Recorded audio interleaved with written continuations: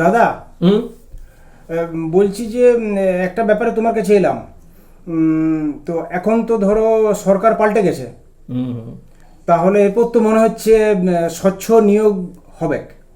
মানে চাকরির ক্ষেত্রে পরীক্ষা টরীক্ষা দিয়ে পরে মেধার ভিত্তিতে যারা ভালো, মনে হচ্ছে স্বচ্ছ নিয়োগটা হবে। আশা করা যায়, আশা করা যায়। হুম। তো আমি তো সেই বিভিন্ন চাকরির পরীক্ষার জন্য প্রস্তুতি নিচ্ছি। বাহ, খুব ভালো।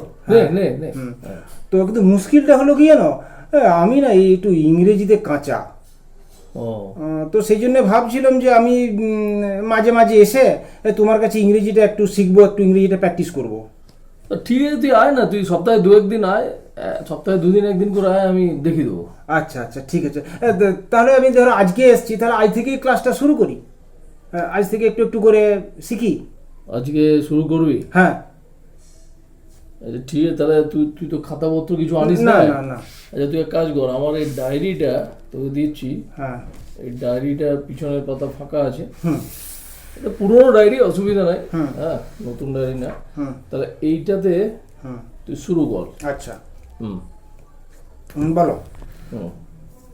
আচ্ছা আজকে তুই প্রথমে একটা বাংলা সেন্টেন্স বলছি, ওইটা তুই আমাকে মানে ট্রান্সলেশন করে দেখাবি। আচ্ছা। যে লিখ, রামস্বরূপ অসুস্থ ছিল, ফলস্বরূপ মারা গেল। রামস্বরূপ অসুস্থ ছিল, হুম। ফলস্বরূপ মারা গেল। এটা কি করে হবে দাদা? মানে যে অসুস্থ সেই তো মারা যাবে, তাহলে ফলস্বরূপ কি করে মারা গেল?